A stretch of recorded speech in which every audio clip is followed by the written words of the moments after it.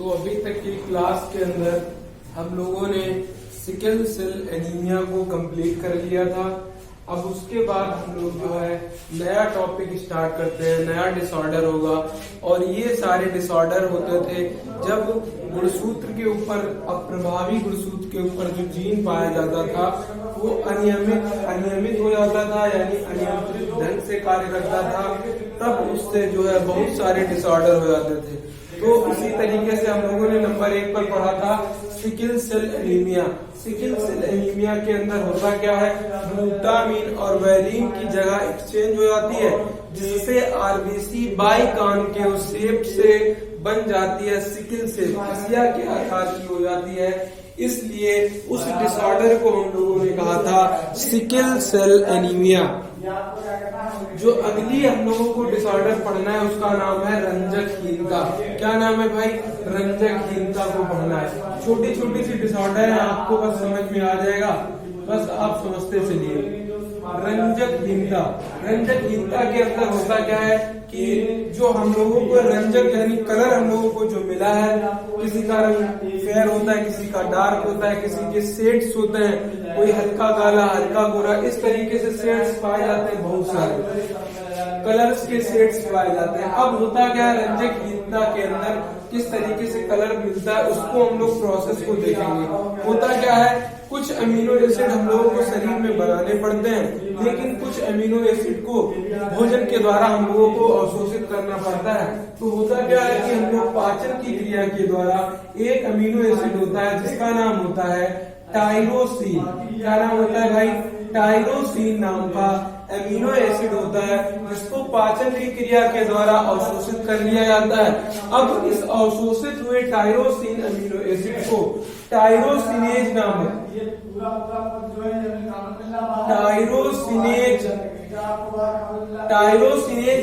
Enzyme की मदद से इस टायरोसिन अमीनो एसिड को टायरोसिनेज एंजाइम की मदद से मिलेनिन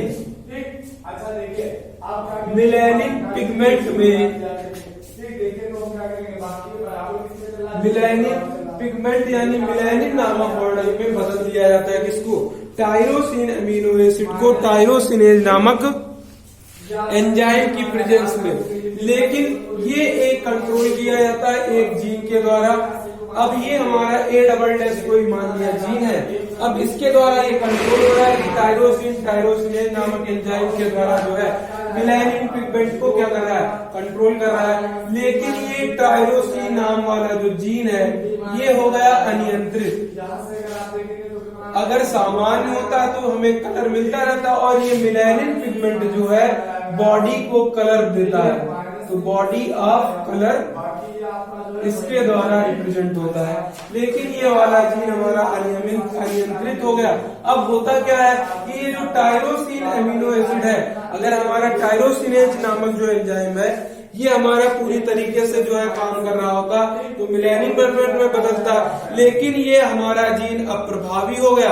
अप्रभावी होने के कारण जो है जब ये हमारा जीन अनियमित हो गया, अप्रभावी हो गया, तो ये टायरोसिनेज नामक एंजाइम नहीं बनेगा।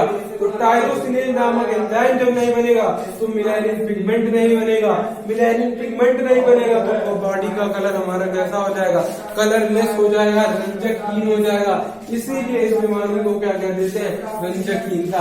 तो कहते हैं जब हमारा ये अमीनो एसिड का जो टायरोसिनेज वाला है, टायरोसिनेज नाम का एंजाइम नहीं बन पाता है, और जब एंजाइम नहीं बन पाएगा टायरोसिनेज नाम का, तो हमारे मिलेनिन पिगमेंट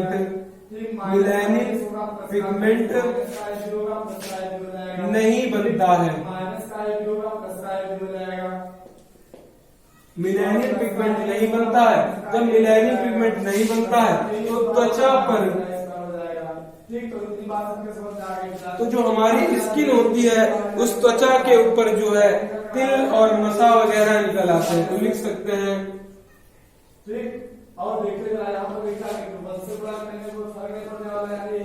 मसा, या क्या कह सकते हैं चकत्ते वगैरह निकल जाते हैं। जब हमारी त्वचा पर तिल, मसा और चकत्ते वगैरह निकल आते हैं तो इससे जो है शरीर का जो कलर होता है ये किसी भी कलर का नहीं हो पाता है, कोई एक निश्चित रंग नहीं बन पाता है, और इसके कारण हम लोग कहने लगते हैं इसको क्या, रंजकहीन हो गया, कलर लेस हो गया, और बीमारी को नाम दे देते हैं रंजकहीनता।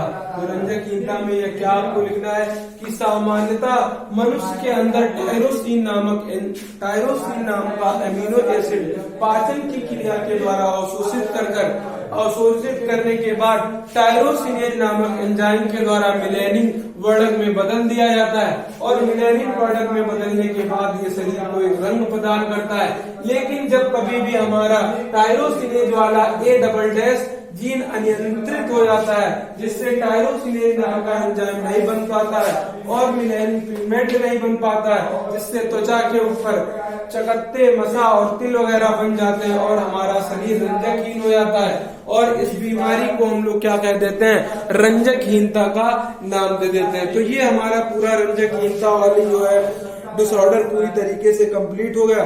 अब हम लोग आगे पढ़ेंगे फिनाइल कीटोन्यूरिया, लेकिन फिनाइल कीटोन्यूरिया को पढ़ने से पहले एक बार इसको रिवाइज कर लेंगे। इससे क्या होता है कि टायरोसिन नामक अमीनो एसिड को पाचन की क्रिया के द्वारा सामान्यतः अवशोषित कर लिया जाता है, लेकिन अवशोषित करने के बाद टायरोसिनेज नामक एंजाइम इसको मिलेनिन नामक पिगमेंट में कन्वर्ट कर देता है।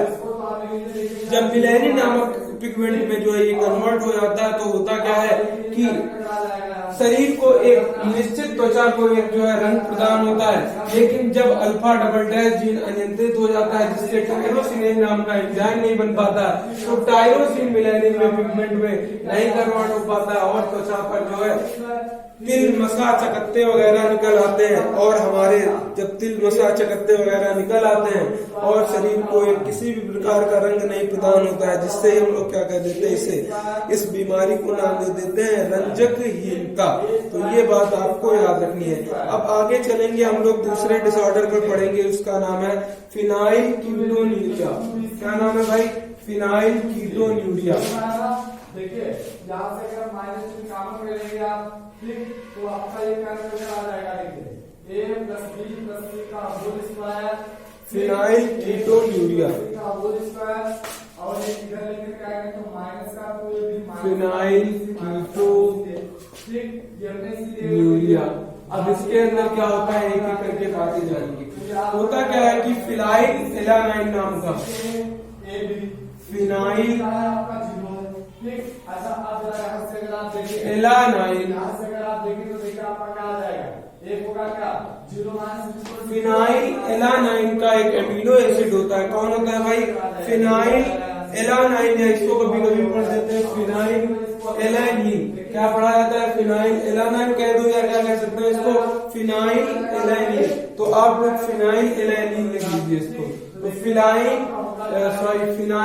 एलानिन नाम का जो हमारा एमिनो एसिड होता है एलानिन, तो फिनाइल एलानिन नाम का एमिनो एसिड जो है इसको डिहाइड्रोक्सिल, कौन सा हो रहा है? डिहाइड्रोक्सिल एक एंजाइम होता है, डिहाइड्रोक्सिल या डिहाइड्रोक्सिलेज। तो डिहाइड्रोक्सिलेज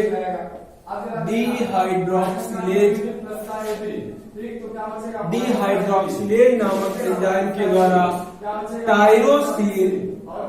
टायरोसिन एमिनो एसिड में कन्वर्ट कर दिया जाता है, और फिर बाद में टायरोसिन एमिनो एसिड को टायरोसिनेज नामक एंजाइम के द्वारा जो है कन्वर्ट कर लिया जाता है मिलेनिन में, और जो हमें रंजक प्रदान करता है।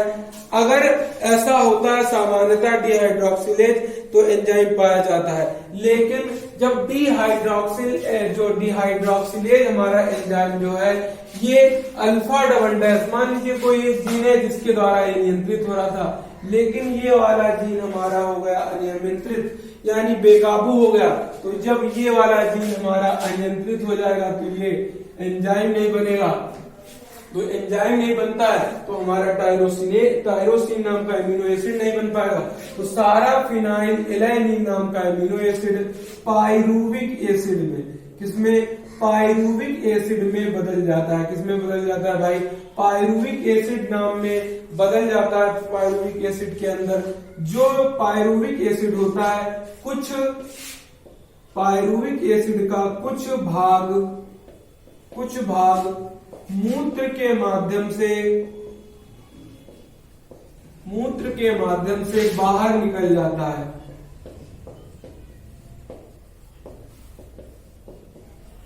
बाहर निकल जाता है और जो शेष पायरुविक एसिड होता है, शेष भाग मस्तिष्क पर पहुंच जाता है, मस्तिष्क में पहुंच जाता है। शेष भाग मस्तिष्क में पहुंच जाता है और शेष भाग जैसे ही हमारा मस्तिष्क में पहुंचता है और पहुंचने पर जिस मनुष्य के लिए पहुंचता है वो आदमी क्या हो जाता है, मनुष्य पागल हो जाता है वो। तो वह मनुष्य क्या हो जाता है, पागल हो जाता है।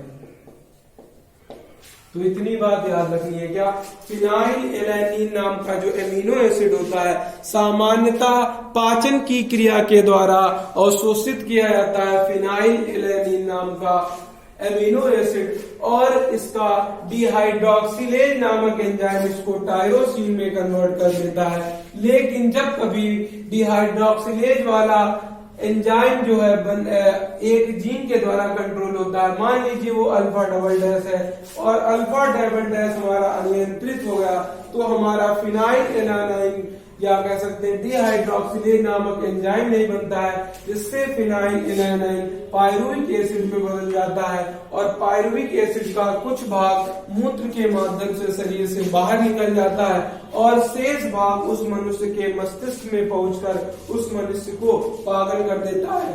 और इस बीमारी को हम लोग नाम दे देते हैं क्या, फिनाइल कीटोन्यूरिया। यूरिया इसलिए कहते हैं कि यूरिया शब्द आ रहा है और यूरिया हम लोग यूरिनेशन यानी मूत्र को यूरिया या यूरिनेशन के शब्द में बोला जाता है, इसलिए कीटोन बॉडी जो हमारे कीटो केमिकल होते हैं फिनाइल कीटोन नामक पिगमेंट जो है निकलने लगते हैं मूत्र के माध्यम से, तो वही हो जाती है कंडीशन, नाम दे देते हैं फिनाइल कीटोन्यूरिया। तो ये हमारा कंप्लीट हो गया फिनाइल कीटोन्यूरिया वाला पूरा पोर्शन। अब इसके बाद एक बार फिर अच्छे से सुन लीजिए, फिर अगली पढ़ेंगे एल्केप्टोन्यूरिया। फिनाइल कीटोन्यूरिया के अंदर क्या होता है, सामान्यतः फिनाइल एलानिन नाम का एमिनो एसिड पाचन की क्रिया के द्वारा अवशोषित किया जाता है और इस फिनाइल एलानाइन को डिहाइड्रोक्सिलेज नामक एंजाइम के द्वारा टायरोसिन में बदल लिया जाता है। लेकिन जब कभी इस अल्फा डबल डैश जीन जो है अनियंत्रित हो जाता है, जिससे डिहाइड्रोक्सिलेज नाम का एंजाइम नहीं बनता है और सारा फिनाइल एलानाइन पायरुविक एसिड में बदल जाता है। पायरुविक एसिड जो है कुछ भाग इसका मूत्र के माध्यम से शरीर से बाहर निकल जाता है और शेष भाग उस मनुष्य के मस्तिष्क में पहुंचकर उस मनुष्य को पागल कर देता है, जिससे इस बीमारी को, इस डिसऑर्डर को, इस अनियमितता को क्या कह दिया जाता है, फिनाइल कीटोन्यूरिया। तो ये हमारा हो गया फिनाइल कीटोन्यूरिया। और इससे पहले पढ़ा था रंजकहीनता, और रंजकहीनता क्या होता था, ये टायरोसिन बन गया एसिड, टायरोसिन को कन्वर्ट कर देता था कौन, टायरोसिनेज, और टायरोसिनेज बनाता था मिलानिन पिगमेंट, और जब ये मिलानिन पिगमेंट बनाता था ये बॉडी को कलर करता था, तो कलर ऑफ बॉडी पर जो है हमारा ये गड़बड़ हो जाएगा, तो ये नहीं बनेगा, ये नहीं बनेगा, तो ये नहीं बनेगा, ये भी हो जाएगी। तो ये बात याद रखिए, एक दूसरी से चीजें लिंक होते हैं, आपको लिखा मिल जाएगा, आप लोग इसको नोट कर लीजिएगा। अब अगली चलते हैं हम लोग अगली हेडिंग पर, जिसका नाम है एल्केप्टोन्यूरिया। ये हमारी दोनों डिसऑर्डर कंप्लीट हुए।